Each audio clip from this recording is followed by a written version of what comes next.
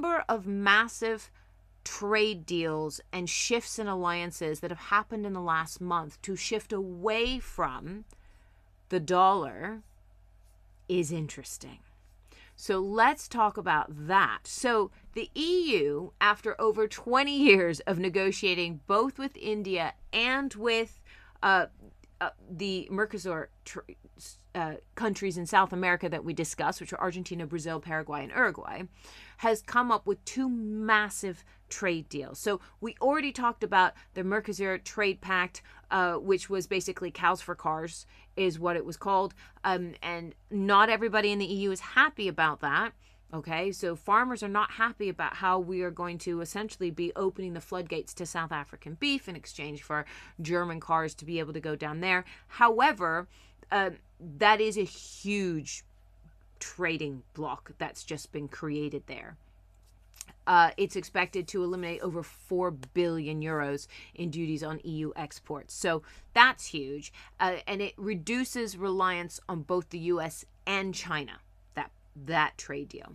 Now, this week, after 20 years of negotiating with India. So it's interesting that the EU spent 25 years negotiating the Mercosur Trade Pact, and they spent 20 years trying to negotiate a trade deal, a free trade agreement, essentially, with India, is that they've also now come to that agreement. So we've got all of this America going crazy with, I'm going to add a tariff and I'm going to do this.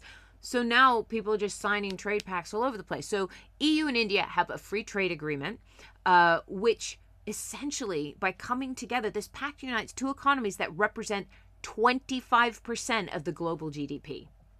This is 25% of the world's economy has now come together in a free trade agreement.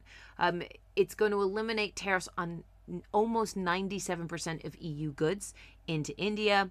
And this was accelerated, by Trump putting 50% tariffs on Indian oil re-exports and the threats over Greenland. And so all he's managed to do is he's starting to turn people away from the dollar. The dollar's been the gold standard for decades. We've been using the dollar to underpin everything. And it's not just these trade pacts. So we already know that Canada went over to China and said, hey, shall we be like financial friends?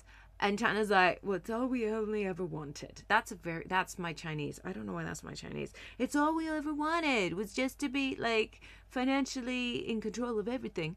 But it's still, the Canadians and the Chinese have come to an EV agreement, electric vehicles, and a few other bits and bobs. Now Keir Starmer went to China and has created what we call a strategic partnership.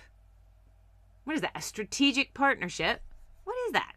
Anyway, so I think we're going to sell them whiskey for cheaper. Woo woo. We're also going to, AstraZeneca is going to build some major research and, manufacturing facilities over there worth billions.